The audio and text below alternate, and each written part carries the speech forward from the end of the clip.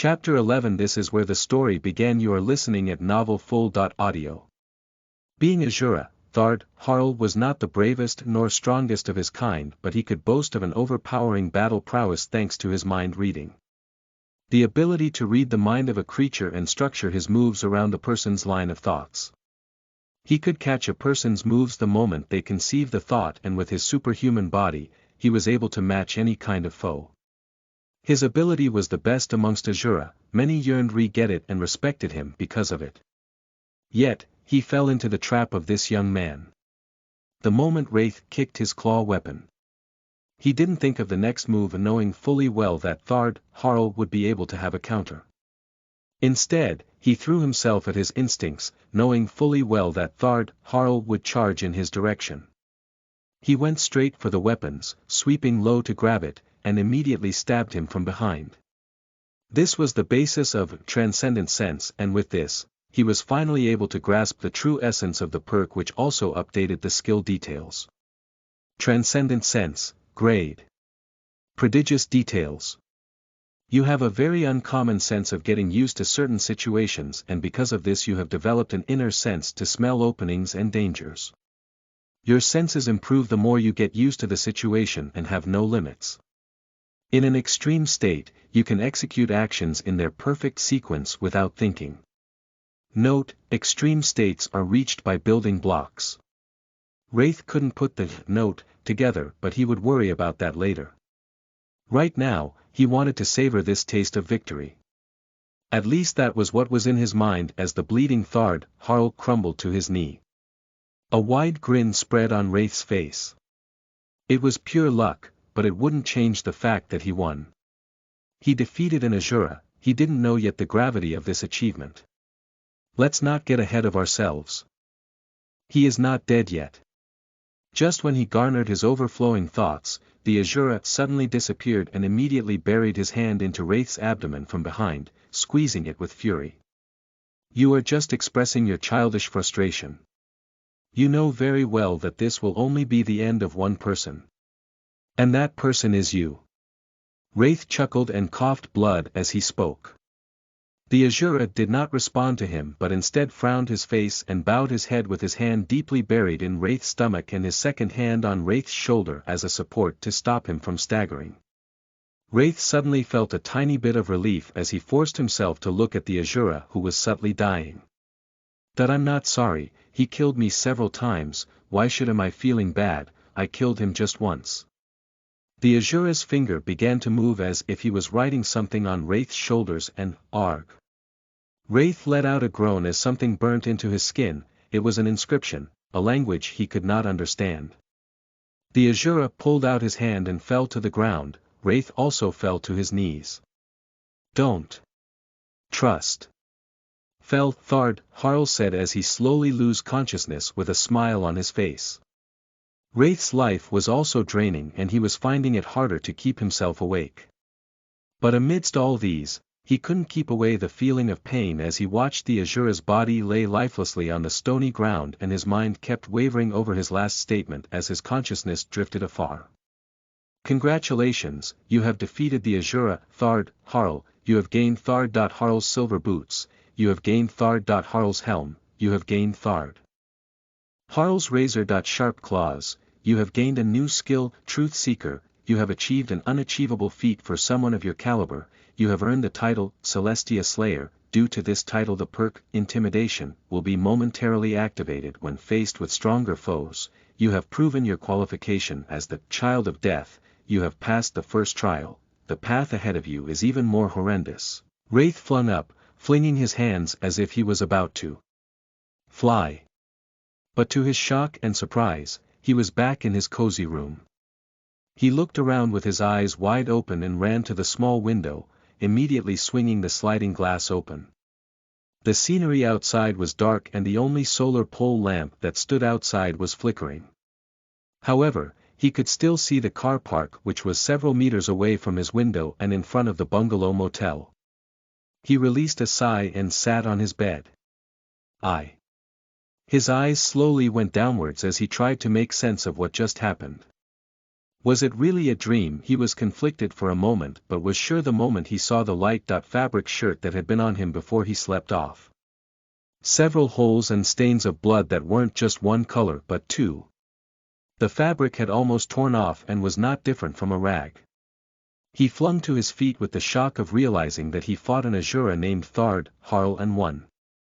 He looked at his hands in disbelief and tried to picture the moment when he stabbed those claws into the Azura's back.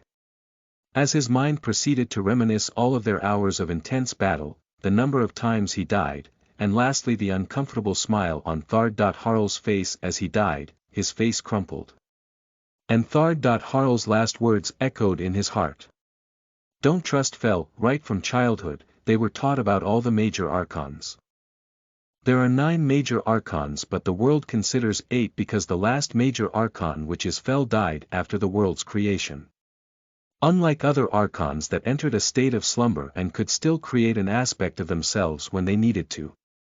Fel was considered to have entered eternal slumber. He was no use to the land of the living and only existed in the vastness of failure and the land of the dead. Yes, the things that Wraith has been experiencing so far were not too far from what is said about Fel. But resurrection.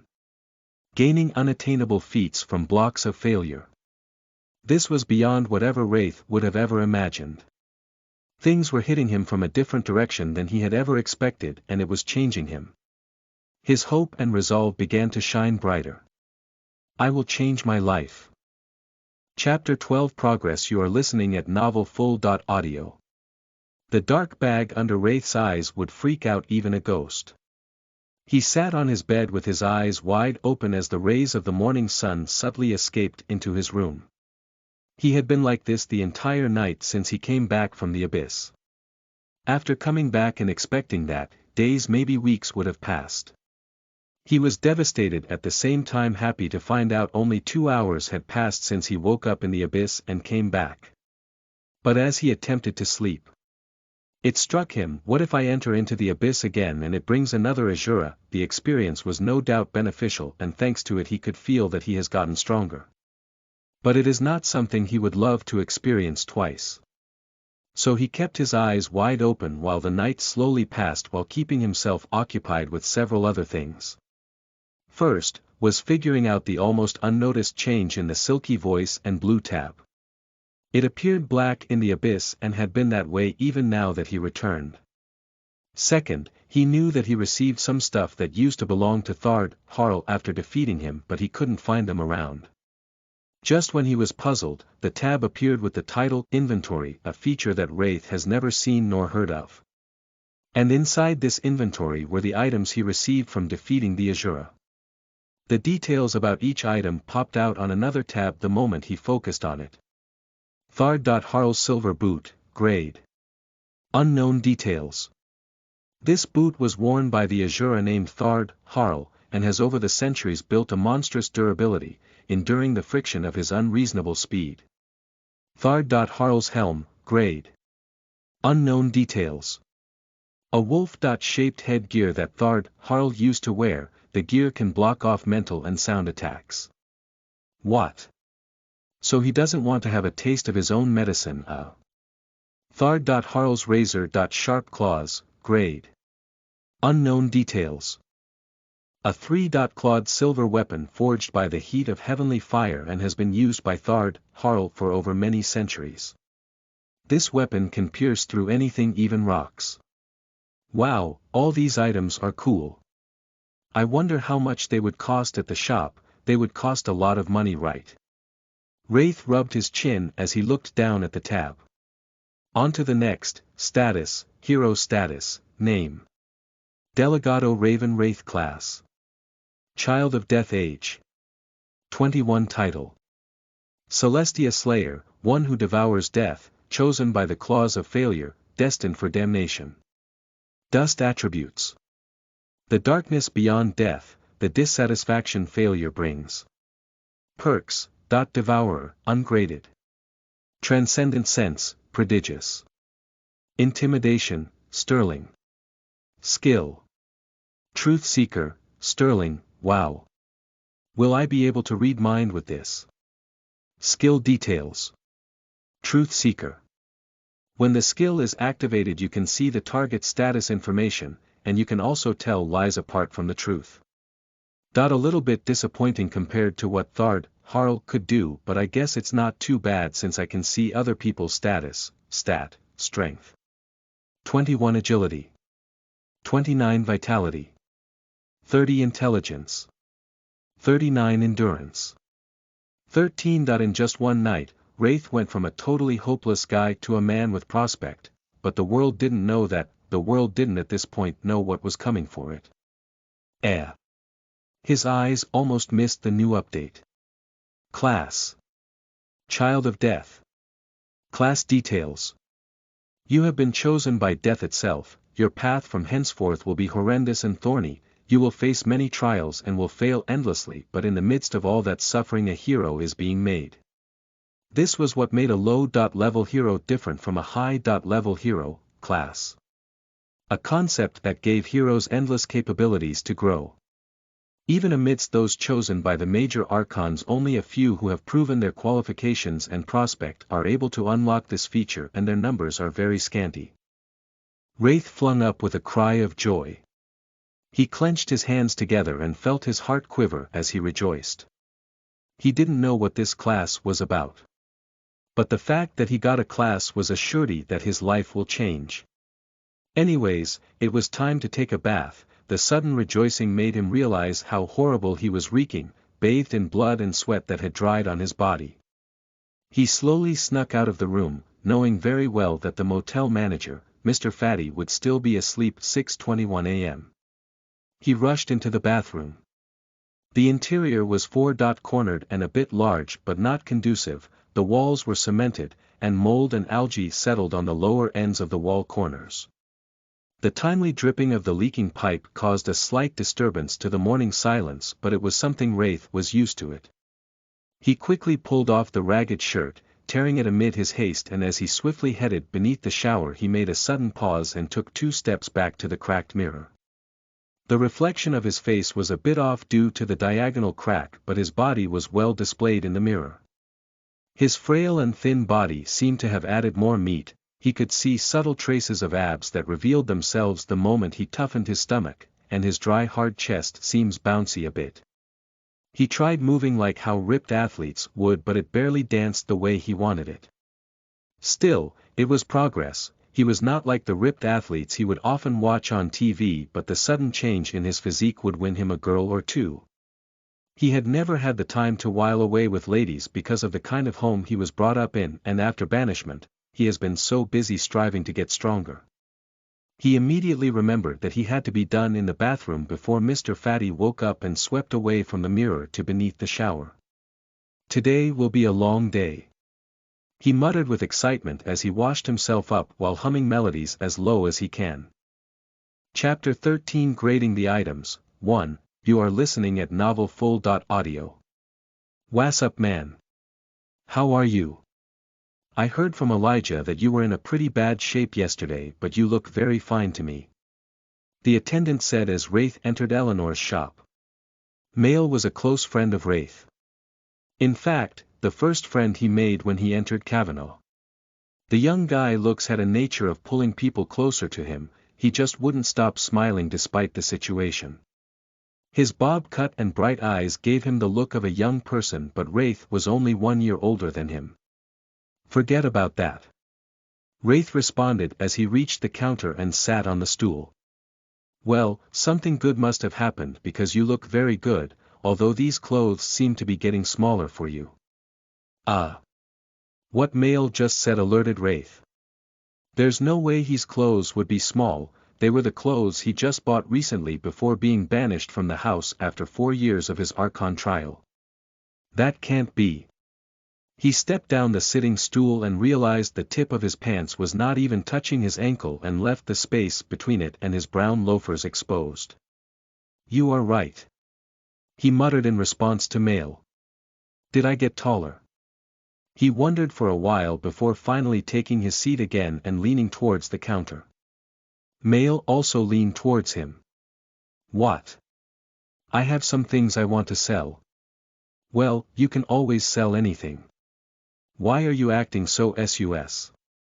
The thing is, they are extremely rare things. Like very rare, and I want this to be between us. Male retracted his body from his leaning position and inspected Wraith with his gaze. What are you up to, Raven Wraith? Wraith removed the black backpack and placed it on the table. I was chanced to discover some items in the mountain yesterday and I think they are cool. Can you help me appraise them and tell me how much they are worth? Wraith unzipped the bag as he suggested in whispers to Male. Come on, man. You know I can't use the shop's equipment for personal reasons. Shoo. Wraith silenced him and instructed him to look into the backpack with his passionate stare. Male every time has proved to be incapable of turning Wraith down any time he asked for a favor. He sighed and looked into the backpack. Oh shit. He jolted back in shock. Even he could recognize the glittering of silver. What? Wraith asked dazed. He wasn't expecting that kind of reaction from just looking. Looking was supposed to make Male want to help him since the items were in fine shape even if they were centuries old. What do you mean, what? Dude, don't tell me you don't know that this is silver. Yes it is. Man, we are not just talking about any kind of metal. We are talking about one of the rarest metals in the entire world. High rankers would pay millions to obtain it because when reinforced by even a blacksmith with basic skills, their durability is crazy, man, like very crazy. Ah. I see, so it was this valuable. Damn, I forgot you used to be a damned noble who had everything he needed. Well, welcome to our world, man. But where did you get this? He asked, peeking into the bag again after burying his face in his palm. I told you. In the mountains. Yesterday. He paused and stared at Wraith. Then why didn't you sell them yesterday? Right, why didn't I sell them yesterday? Wraith avoided his gaze with a pretentious giggle. Well, you see. Ah, that damn Elijah, how can I trust him? He responded just in time to save his lie. Male, gaze was still on him after his convincing response. I'm sure with something like this, there will be a lot of story surrounding it. I just hope it's not stolen because only high-level heroes can possess something like this, and if they catch you, both our heads will be flying off our necks. Follow me, he said, carelessly lifting the backpack. Immediately the weight of it pulled him down, staggering him forward a step. This shit is no joke if it is this heavy. He commented while adjusting his posture and lifting the bag well. Wraith walked hastily to the end of the counter and entered the lonely brown door on the broad wall of the shop's reception. Inside, the room behind the counter, the room's interior was painted white and orderly. A table and chair to the left corner of the wall opposite the door, and adjacent to the table and chair was a shelf around 4 feet tall which housed few books. Other stuff that was situated around the room was covered by a big white sheet. Hey man! Don't touch anything or I will kill you. Male warned him as he removed the white sheet from a tall machine. The base of the machine was like a mini refrigerator, and from the base several black wires and rods connected to a monitor. Wow! What is this? Almost everything about the machine amazed Wraith, who had never encountered something like this. Damn ex-noble, this is a gradiometer.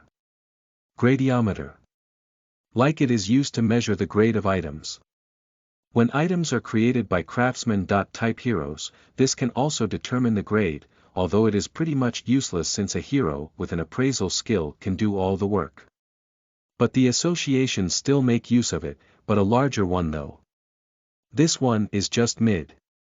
He educated Wraith briefly and opened the bag, first bringing out the helm. Damn, man. This shit is heavy. I can tell even by this alone that it will definitely be a high grade. Maybe rare or unique. Wraith kept quiet while Male put the helm into the base of the device and closed it. He pressed a few buttons on the base after closing it, then awaited the monitor which had on it. Processing. They waited a few more minutes in silence and at last. Item grade is not within registered grades, grade cannot be determined. Male's jaw dropped. What? Wraith asked, concerned. Bro. This machine is supposed to be able to measure at most a legendary grade item. But it says, not within the registered grade. Raven, did you really steal this? If I die, maybe it's broken. Wraith suggested, kicking the base of the machine in different areas. Male, who was still rambling, pulled him away and bit him on his leg. Oh, you. Are you crazy? Do you want to get me fired? What the actual fuck, Male? Okay, let's calm down. He said with a brief and deep inhale and exhale moment. You are the one that needs to calm down. Wraith muttered, turning his face to the side, away from Male. What are we going to do about this then? Should we try the rest? The rest are made of silver too. I don't know about this claw weapon though. He said, examining the claw weapon. When did you even bring that out? He put the claw weapon and repeated the same action. Processing, they patiently waited, but this time Male couldn't help his frequent foot taps, he seemed to be waiting anxiously instead. Grade of the item has been determined, yes. He threw his hands in the hair and retracted them immediately with a clenched fist and a big smile on his face, a jubilation as though he had scored a goal. It's not even his. The item is a legendary grade, other information about the item cannot be determined, what the actual fuck. Chapter 14, Grading the Items. 2, you are listening at novelfull.audio. Wait, you gotta be kidding me. Bro, legendary. Male's eyes were almost popping out of their socket.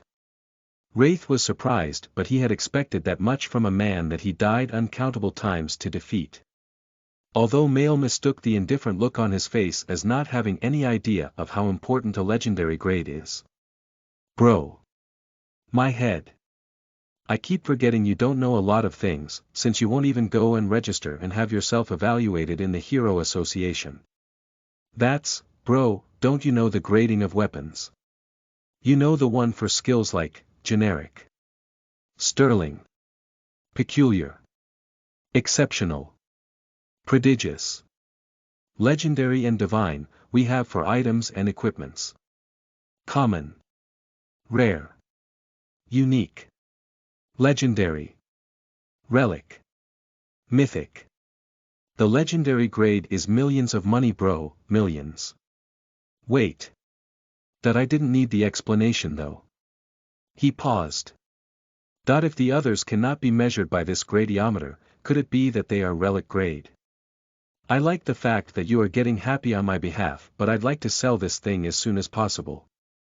Wraith said, interrupting Male's joyous moment. Why are you such a killjoy? Listen, Raven Wraith. We can't sell this anyhow. What do you mean we can't sell this anyhow? Wraith squinted his eyes as he asked. Chillax man. I have been working for the shop for 2 years now. I know better how to make the best out of items like this. Wraith sighed. Male was right, there was no better person for this job than him. Then what do you suggest we do? Auction house. Auction house. Yes. We will put this on auction. 2 benefits come from doing this. Number 1, we will register the upgraded ones and relic grade. There's no way the auction house will believe us and immediately they will use a better device to grade it. Number 2, we might even make over $1 million Lu. I'm sure you never thought this far and thought it was scrapped you were coming to sell, huh? No, there's no way I would not know how valuable they are. They used to belong to my best enemy. Wraith heaved a concerned sigh as his mind wandered about Thard, Harl yet again. Was it a feeling of missing or regret? Well, whatever it was, it would soon come to an end, for even a greater one is coming. Which auction house are we going to? Man, leave that one to me. He replied to Wraith confidently as he put his arms around Wraith's shoulder and both of them walked out of the room. Wraith and Male both walked to the lobby, which was empty compared to yesterday when Wraith came here. So, when do we go to the auction house? And do you even know any auction house? Wraith's tone was pushing a sense of haste. Calm down, bro. It's Sunday, the auction house can't open. Besides, who do you think you are talking to? Have you forgotten I am a level.e hero? Right. Mail was also a hero that had his dream of becoming the best taken away from the moment he was chosen by a minor archon of emotions. His dust attribute was a balance of emotions, giving him the ability to stay cool in situations where others would flare, be depressed or happy. It was a flaw in his relationship and it had no combat prospect except the fact that he stayed cool in the face of fear. In the past, he was a hero functioning directly under the association, but after overcoming certain experiences in Gates, he decided to quit being a hero and live as every other civilian. He had been trying to get Wraith to do the same, but this one is stubborn. Besides, I know an auction house in Kavanaugh. He added, grinning with several winks at Wraith. Really? Where? That is odd. I don't think there are any auction houses in Kavanaugh though. Wraith replied with a puzzled stare. How can you be so naive? Bro, there is one. What one? Mail sighed and signaled with his hand for Wraith to come closer, which he did. The black market. He whispered to Wraith even though no one was around since it was Sunday, a day of rest, where everyone spent time with their family. Saturdays were a day of worship. Everyone goes to different Archon temples and worship them. But since Kavanaugh is an independent city, they don't follow that rule. What? The black market is illegal. Don't be foolish. Do you want to sell these items for a very high price or not? I want to sell them. A sudden determination overtook Wraith's expression. Then meet me here by 8 p.m. on Tuesday when I finish my shift. Don't be late. Good. Wraith and Mail did the friendship handshake with a should bump and Wraith went away with the backpack. He thought he was going to sell it since he needed the money, but this was also not a bad idea. Since all the items turned out to be very valuable, millions. He didn't even think they would be worth that much, at best he was fixated on thousands or hundreds of thousands. He smiled as he thought of the money to come and held the backpack in his hands, but he soon summoned his inventory and dropped the bag into it. From the point of view of a second person, the bag just disappeared into thin air. Chapter 15 The Unblazing Sun. You are listening at novelfull.audio. A tall drow female could be seen sitting on a huge crystal seat akin to a throne seat. She was 9 feet tall and lithe, with graceful strong limbs and glossy, obsidian dark skin, was unclad, clothed by her knee-length shining white hair. Her facial features appeared to be carefully sculpted, but her eyes were large and her irises held shifting hints of the blue of moonstone and were expressive of her mood. Corellian, what? Her musical tone was responded to by a lithe-built elf with golden skin and yellow hair. I suddenly can't feel Thard.Harl's life essence anymore. Now that you mention it. The elf, who was sitting lazily on the same kind of seat she was sitting, reformed his posture and leaned his chin on his hand as he closed his eyes. Now that you mention it. He killed Thard.Harl. Her cold gaze contradicted the emotions behind her words.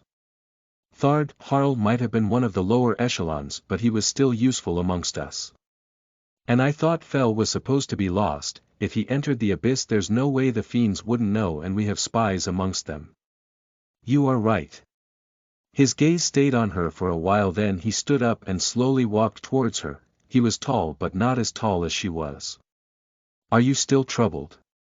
Thard.Harl was imprisoned because of our mistakes and now he's dead. Fear not, sister, I will avenge him. Whoever it was, be it Fel or the fiends. I will bring pandemonium into their lives. He said as he knelt to kiss the foot of the lady. What? You think I wouldn't know that you used the bathroom without my knowing? Mr. Fatty, don't Mr. Fatty me, you have no change with me. The round-faced man with an absurd blonde mustache that pointed upward said with a slam on his table.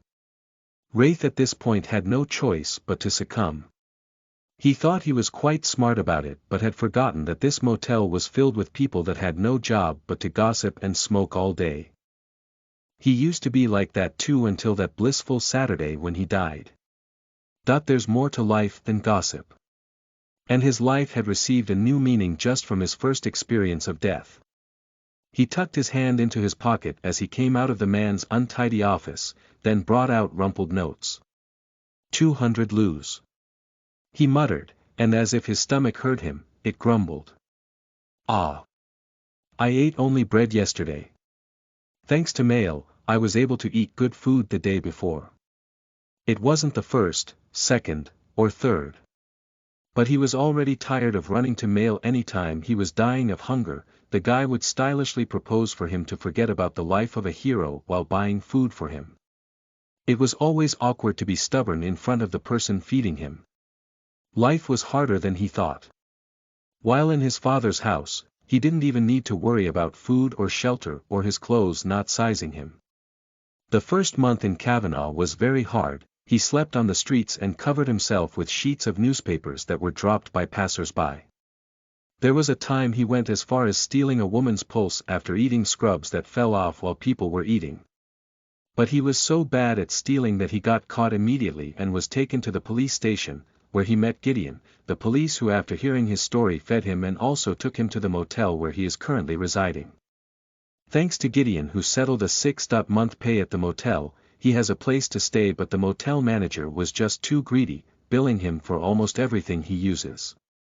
But all that was about to change. Today, he would sell these items in the black market and move to Rembrandt Estate. A small avenue filled with middle-class apartments, and was also the place where Mail was staying. It had a peaceful environment where everyone minds their business, unlike Sherry Motel, which is located in the slum of Kavanaugh. He patted his pocket after putting the few lus back in and walked away. Let's just get something with the rest. Minutes later, after walking out of the slums and entering the main road that led to all kinds of places throughout the city and was bustling with different models of cars, bikes and buses. He walked a bit more toward his left and there it was. Torpedo Egg Bakery. I thought he was going to get something with the rest. Well, after all that suffering, it would be foolish of him to have not learned to be cautious. Especially in times like this where things seem to want to change. He gently opened the glass door of the bakery and immediately was greeted by the flavoring aroma of vanilla. There was a reason why the slums were addicted to Torpedo Egg Bakery. 1. It was very close. 2. It was their way of tasting the kind of meal life the mid-class or high-class were used to. Hey! Raven! You are here. The vibrant and slivery voice of a young teenager greeted him from behind the shelves of bread. How can you know it's me when you haven't even seen me? He walked further into the shop, passing the shelves of bread to meet the girl who was behind the counter. Because I know that I've been wrong many times though. Her smile was so bright that it would almost tear her face in half. She kept her sparkling eyes on the black-haired young man that stood in front of her. Clueless. Excuse me. I've been standing for a while now. A serene tone from beside both of them distracted the atmosphere. Wraith turned his head and there stood a young lady with blonde hair. The base of her hair was amber-colored, the redness of her irises could scare a kid should she decide to glare. That I didn't meet her here. I had no idea she was here. Wraith did not know exactly, he couldn't trace his memory back. Maybe he met her or didn't, he couldn't tell because he never felt her presence until she spoke. Oh me. I'm so sorry ma'am, the young lady behind the counter apologized immediately, bowing her hands and collecting the lady's card. Her eyes widened immediately, it was a black card. She bowed and returned the card to the lady after completing the payment transaction. Phew. She wiped the sweat off her forehead immediately after the lady left the shop. Why are you tensed? Seriously, Raven. Why wouldn't I be? Well, I admit that the atmosphere was a bit pressuring after she talked, but there's not much after that. He said in his thoughts with a bland expression. You are the abnormal one for not being tensed when faced with one of the strongest heroes. One of the strongest heroes. His entire expression was immediately converted by her statement. You don't know her. You don't know the unblazing sun. Chapter 16 Black Market. 1. You are listening at novelfull.audio. Listen carefully, that lady you just saw is the daughter of Alan Mordeus. The strongest hero in this our South-West region. He is even rumored to be at the same level as Lambert Delgado, and both of them are level.s heroes. Father. But that young lady has surpassed her father. She broke into level O. Wraith's eyes widened with dilated pupils. Even he knew what it meant to be a level O. Heroes are grouped into alphabetical levels according to their power levels. Amongst heroes, there are some whose abilities surpass expectations and defies the norms. These are the extent of level.os. Wraith has always aimed that high because he knew the only way to impress his father was to surpass him. But right now he was pretty much not interested in what his father thought, but the thought of seeing a level.o right before his side and not realizing it made his mind quiver. How could I not realize it? Sometimes, when people are incredibly strong, they are able to perfectly hide their strength such that only those who can measure up to a fraction of them can notice how strong they are. And right now, Wraith realizes how weak he was. It made him want to crawl back into the abyss. And as a resonance to his frequency, the black flames burn within you, the abyss stares back into your eyes. You have 7.05.59.59 until the second death trial. Wraith froze. No, I didn't. Shit, indeed, he could sense that the dust within him responded to the sudden frustration he felt upon realizing that he was still weak. He just really hated the thought of going back to the abyss right away after coming out. If it's 7 days, then I have more than enough time to prepare. There are also some things I would like to test out, but first let's sell these items. He took a pick at the peeled leather wristwatch on his left wrist. So what do you want, Raven? The vibrant teenager asked. Foo-ha. She froze with a discomfiting demeanor as she noticed the change of air. Fuck, I've lost my appetite. He said and walked out without a response to the young girl. What the hell? She could feel the tensions on her unconsciously scrunched shoulders drop. In that split moment, Wraith exuded a presence that scared her, like a potential danger that she could sense but can't put her fingers around. It was an odd feeling, considering that she is also a hero, although a low-leveled, very low. That I guess going to the abyss is not a bad idea. He muttered. His mind won't sway away from the thought of the hero from earlier. He couldn't feel her presence, not to talk of the measure of her power. Yet he defeated an Azura. His feelings were hurt, and a sense of unfairness haunted him.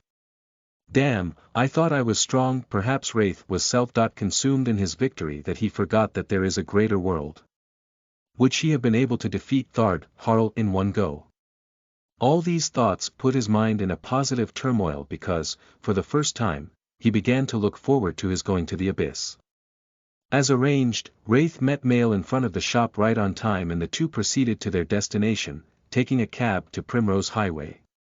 An intersected road that could be considered a center of transportation within the city. The lowest intersection is connected to a tunnel, and in that tunnel is a subway that leads further down. But there is a passcode. Wraith was disappointed but immediately garnered his expression. Do you know this code? He asked. No. His expression relaxed and he sighed before realizing. Wait. No.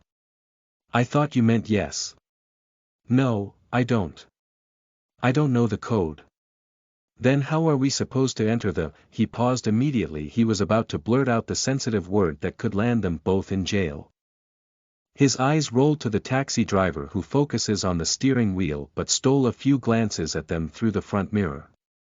Wraith leaned into his seat and decided to let it rest because it was too sensitive of a thing to discuss here. But his expression wouldn't stop displaying how disappointed he was for blindly trusting and following Mail, who he had forgotten was just another kind of dumb adult. You can drop us here. I can't do that. This is not a stop. It doesn't matter, mister. This is where we need you to drop us.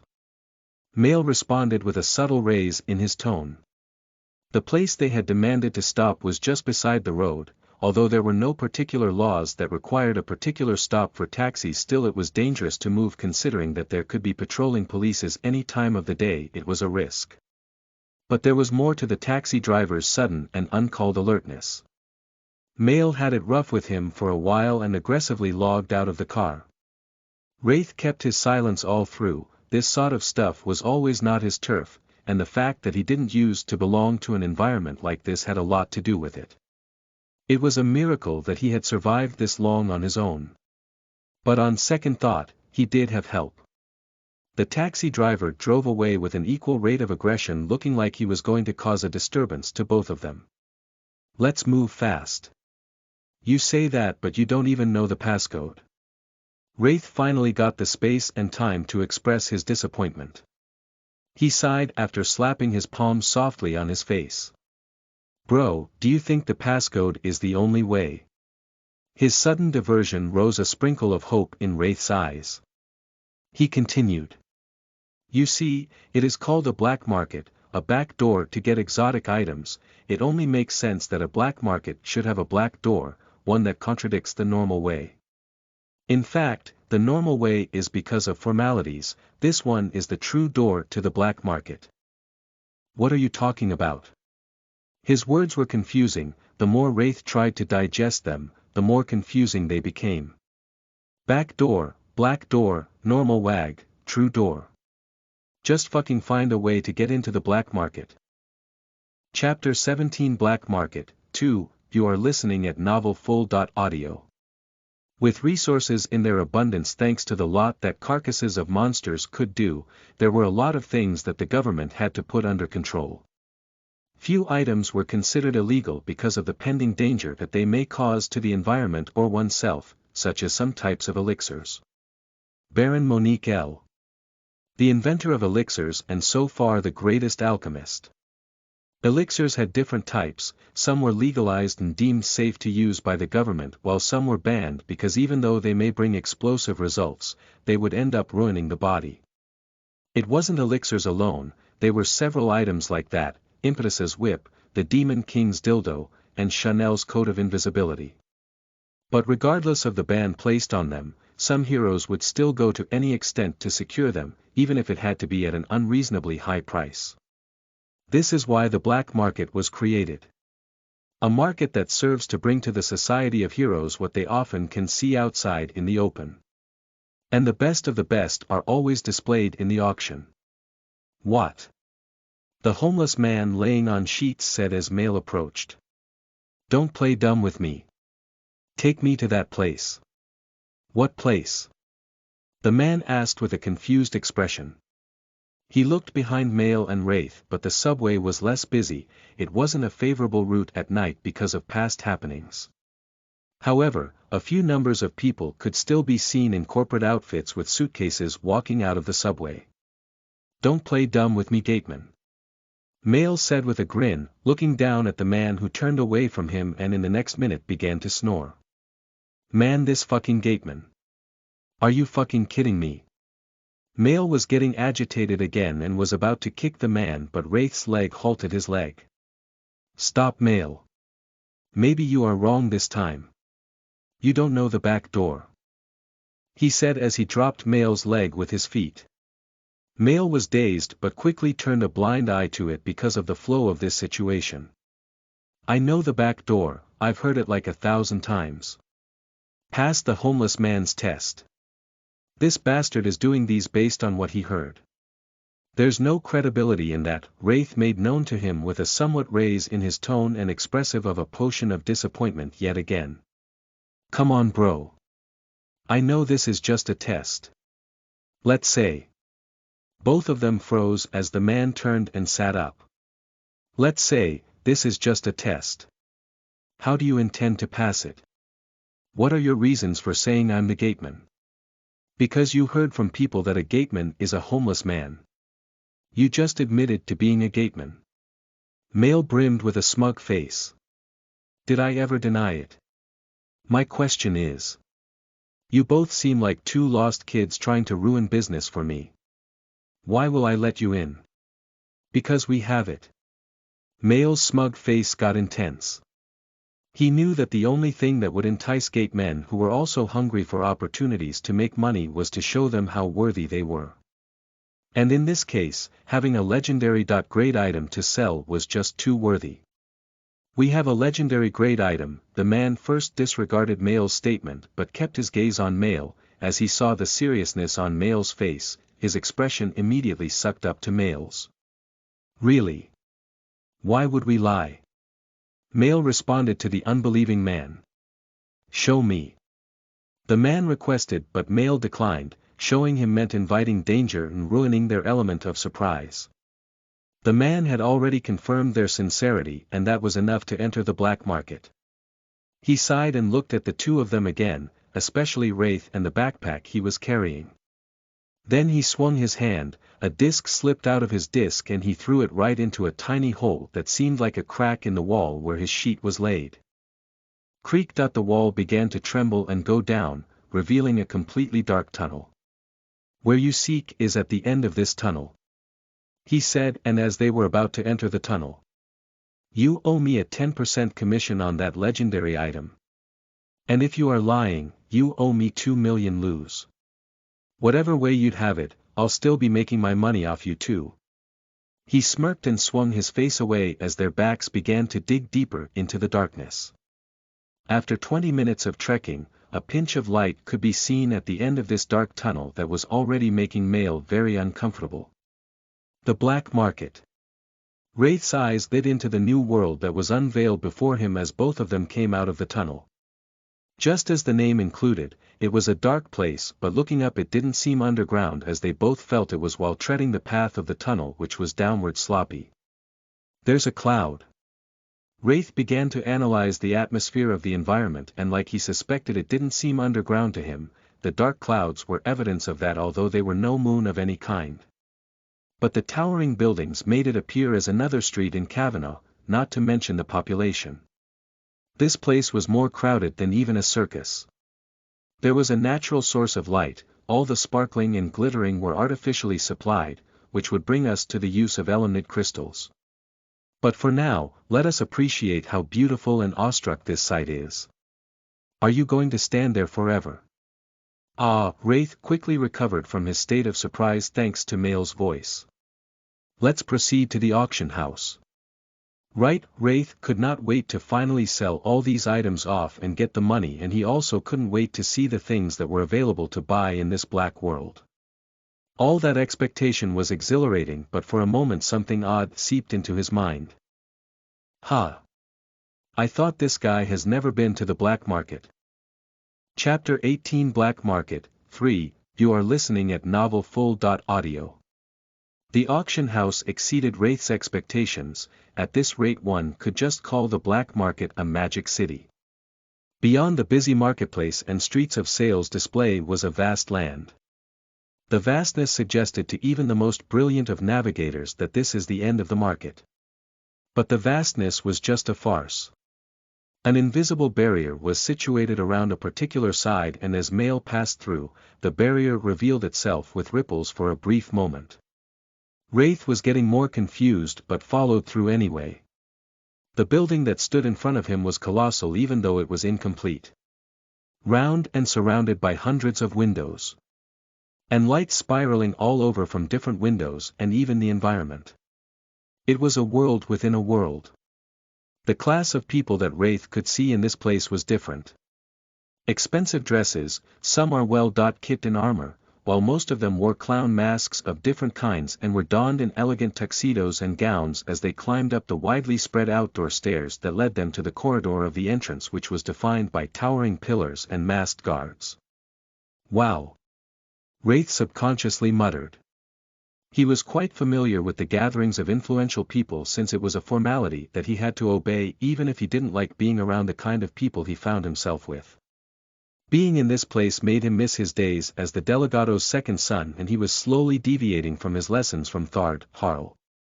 It was hard to not covet redemption with a family like his and the society that surrounds them.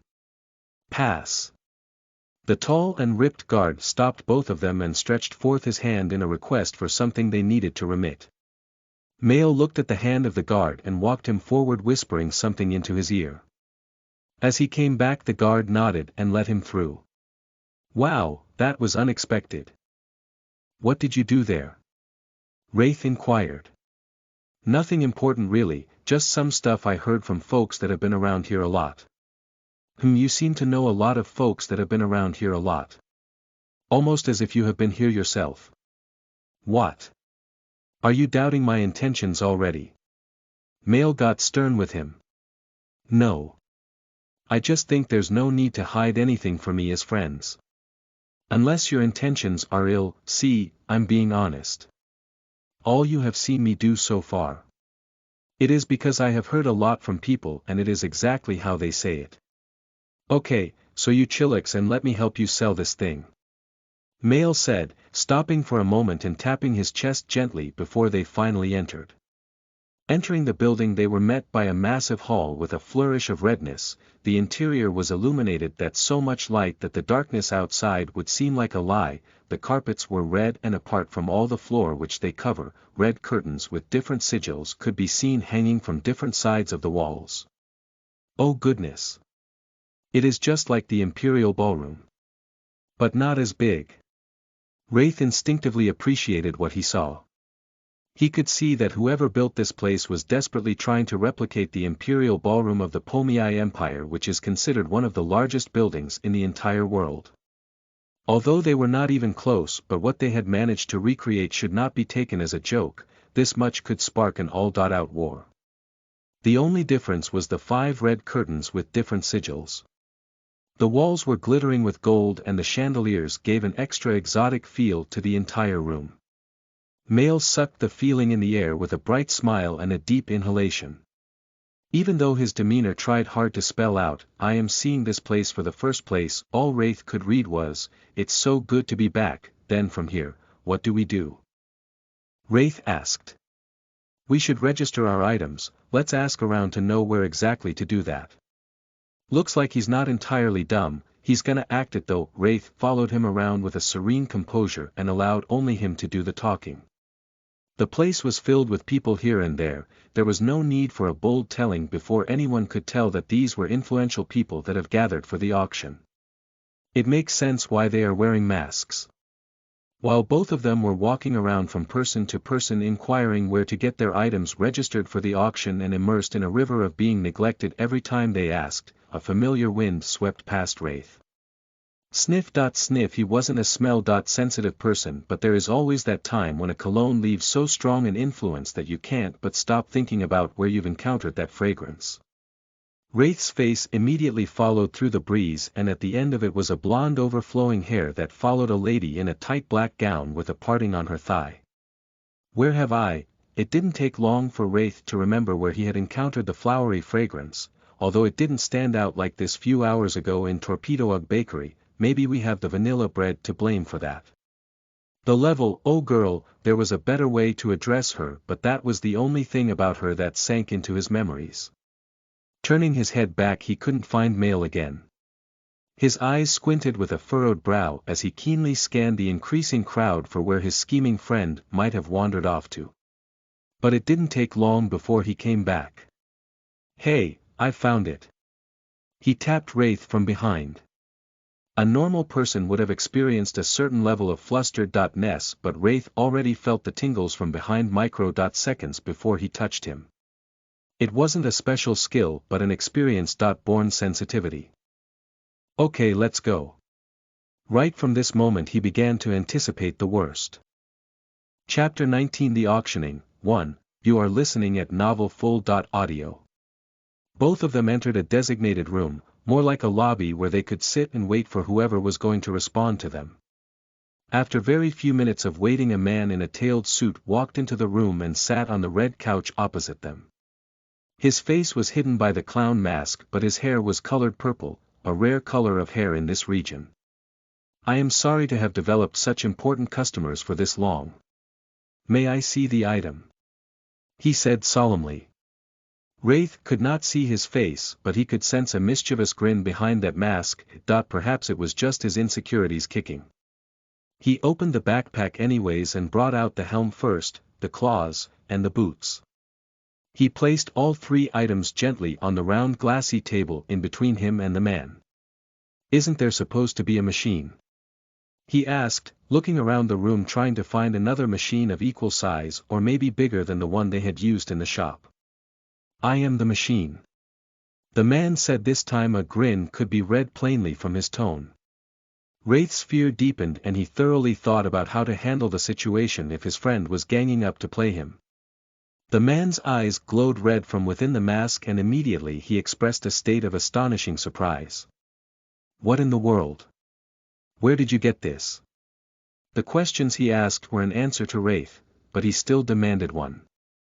What grades are they? He asked. Are you sure this does not belong to a treasury or something? You didn't steal it. I didn't. His tone of response showed that the questions were already getting annoying. All right, if you insist. The man leaned forward, gently caressing the items with his fingers.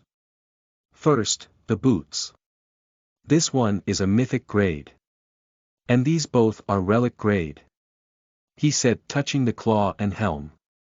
Wait, we measured it before with a gradiometer, it said legendary. Male put forth.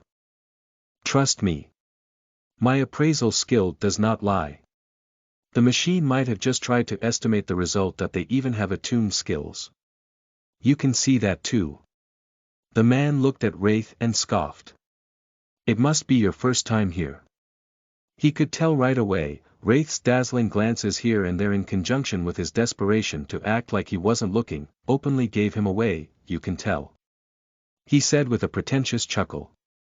My appraisal is a peculiar grade skill. He leaned backward. I will register this for you and auction them along with other items. Don't forget the house has 10% of whatever price these get sold. Sure, Male responded. Clap. A steward immediately ran inside after the man's clap. He took the items, first struggling with the weight but balanced on his way out. The man brought out 2 number plates connected to a wooden stick and tagged 122 and 123.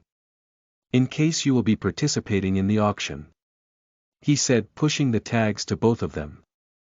No, we don't, thank you. The quickness of Wraith's voice surprised Male. The man nodded and stood up afterward.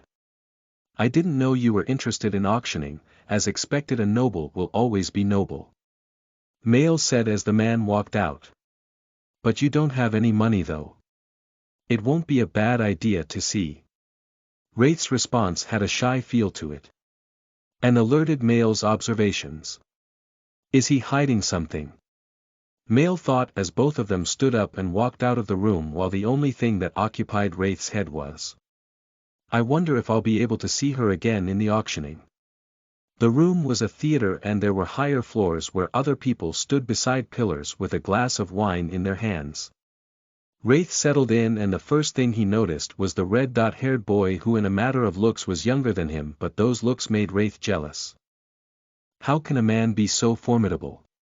It was a good thing Wraith had a thing for ladies, else he would be simping for this young man who sat with little presence, but elegance and brilliance were written all over his posture. His red eyes from within those yellow and green clown mask, were like flames. He slowly turned his gaze to his left as Wraith's eyes wouldn't peel off him. How can I help you? He asked and belatedly noticed that black hair. He couldn't see Wraith's face as he had gotten a mask, but the hair color was a genuine one. A very uncommon kind of hair. I'm sorry. Wraith naively bowed his head and faced the front, the stage where the purple-haired man in a black-tailed suit walked toward and began after a bow. I am the host of today's auctioning. My dear customers, we have splendid blah blah blah. Wraith paid less and less attention to him as he spoke on the stage and instead continued to scan everywhere in search of a certain person. By the time his focus got back, first item. The Horn of Balablu. A rare item that can be used for an effective taunt with a special tendency to enchant and immobilize any creature within 100 diameters. The auction will be starting from the lowest denomination of Lu. 50 Lu. 100. A black-haired lady raised a tag with the number 055, 200. Another man immediately responded with a 111 tag. Oh, we have a 200. Do we have a 2.50, 300? After 5 seconds of no response. Okay. Purchased by 111-inch, okay.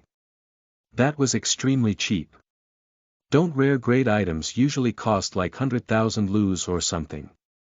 But it just got sold for 200. It must be your first time here, the red-haired guy beside him said with a subtle and polite scoff. Items here are not sold according to quality. Everyone gathered here is gathered because there is something they need, which means forget about the grades, even a legendary item could get sold for 1,000 lus if the use is trash and no one is interested. Ah, I see. Thank you. Wraith, feeling awkward at the needless explanation, appreciated him with a smile. Still, 1,000 lu would be enough for me. Some other items were gotten for as low as 100 lus after the horn, but that was the least. From the third item, even if it was a common grade sword, the bidding began to rise to 1,000 lu, 1,050, 1,100, 2,000, and in that sequence, the pace of the auctioning picked up, the atmosphere got immersed, and everyone seems to now be participating. Everyone except the person Wraith was looking out for. So far so good, he hadn't even caught a glimpse of her. Is she even here? He wasn't so sure about that either. Until now. Next is a special boot. This one was just recently submitted. Thard.Harl's silver boot, a mythic grade item that has its skill attuned to it. The murmuring sword, and at that moment, knowing fully well it was time for his item to be auctioned, Wraith's heart began to beat at an abnormal rate that he was nervous of how this will turn out. Chapter 20, The Auctioning. 2. You are listening at novelfull.audio. 2,000. Oh, right away 2,000, 5,000, from another corner of the theater came a counter. 10,000. 10,000. The host's emphasis intensified the heat. 12,000, another tag rose into the air. 024, 20,000. Going for 20,000. 100,000. Wraith found his mouth agape as he heard, 100,000, what the? 100,000. 200, 200. We have a bidder for 200,000-inch, 300. 500, 1 million. At this point, sweat began to run down Wraith's face. 1.5, 10 million. Wraith's face swung to the latest bidder. Finally, from the upper floor, beside one of the many pillars, stood a lady in a black gown with the tag 008 raised. 10 million. Going for 10 million-inch, 20, this time the bidder came from beside Wraith. There's no way I'm losing to that bitch, the red-haired guy mumbled with veins pulsating on his forehead. Sometimes, bidding can get very tough because one side does not want to lose. The lady looking down in Wraith's direction scoffed at the red-haired guy. 50 million. Going for 50. The host's voice resonated throughout the theater. 100. From beside Wraith, he shouted, with a reddened forehead. TSK, tisk TSK, the girl shook her head at him and bidding. 500 million, the murmuring rose again. Wraith's jaw was going to fall on the ground at this point. His eyes couldn't believe what was going on and his gazes were fixated on the guy beside him who was already biting his lips but still didn't have the face of a lover. 800. The lady scoffed from above. 2 billion lus. Wraith's eyes widened, and his gaze momentarily shifted between the lady who was up and the man who was still biting his lips and clenching his tag very hard. Going for 2 billion. Going. Gone. Gone for 2 billion lus, 2 billion lus. Forget about renting an apartment. It would buy him a mansion and leave him with plenty to feed himself with for at least 10 years if he decides to become a shut-in otaku. Watching was enjoyable, and as expected there was nothing he could bid for, not even since when the bidding rate was heated by the brawl between the lady and the guy beside him.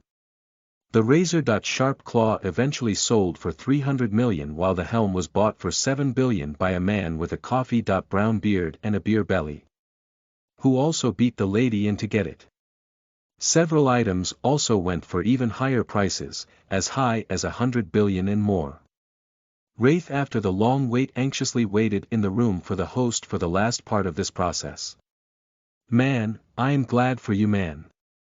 I mean, I was expecting you to win big but 9.3 billion. Bro, you just might become a noble yourself. You can just find a nice house, invest in some business and stuff. Or what do you want to do with the items? Male asked with an overly joyous demeanor. Wraith, who was consumed in his thoughts and accomplishments, jacked out of his mind and shifted his gaze to Male. Ha! I said, what do you intend to do with the money? Get a better place to stay and... Wraith's excited expression slowly died. And what? Male asked with anticipative eyes, but Wraith's silence persisted. That I need to get equipment that would help me in the abyss. And since I was able to bring out items, then I should be able to take items back in. Wraith silenced worried Male. He doesn't even know what he wants to do with such a big amount of money. As expected these nobles to be damned. I wouldn't be punished for taking candy from a kid who does not know how to lick it. Male's gaze was sternly fixated on Wraith, whose eyes were lowered as he was in deep thought on how to prepare for whatever he would be facing in the coming trial of the abyss. After some time, the host entered the room, looking spent and stressed. Oh, God! That was a lot. He lamented with a joyous tone as he tiredly sat on the sofa and leaned back. You hit it big. Well, mythic items should be around that range. It's against our traditions, but do you mind me asking where you got these items? Wraith lowered his gaze, ignoring the host's question. I see. The host adjusted his mask and brought out his smartphone. Whose account should I transfer it to? Mine. This guy here does not have a bank account, so just do it to mine. The host's gaze shifted to Wraith, whose eyes darkened at Male's uncalled claims and suggestions. Are you okay with that? The host asked. I'll prefer cash. Wraith's response triggered Male's aggression, but he desperately tried to hide it, at least until the time was right. What do you mean? Carrying cash around in times like this can be very dangerous. Male was convincing enough. Don't worry. That I can just put it in my inventory. Really? Are you doing this because you don't want to share, after everything? Male's face changed like he had been waiting for this time. He got up with a stare. The host was finding the atmosphere upsetting. Clap! The steward ran in with a suitcase and dropped it on the table. In here is a 8.37 billion, we deducted out 10%. Don't let money divide your friendship, he said, tapping Male's shoulder as he walked out. Wraith grabbed the case and stood up, staring at Male in the face. At what point is it going to be?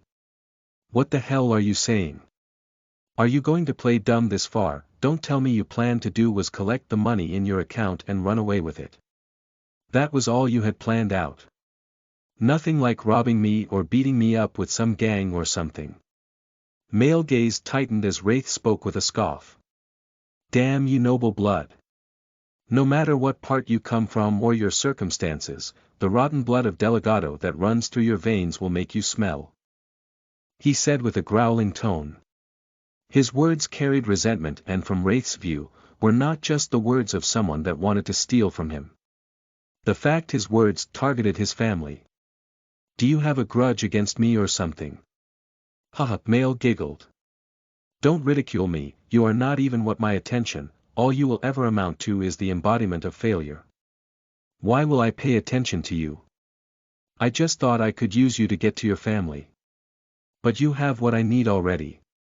Isn't it right that you return the money your father stole from mine? The fuck?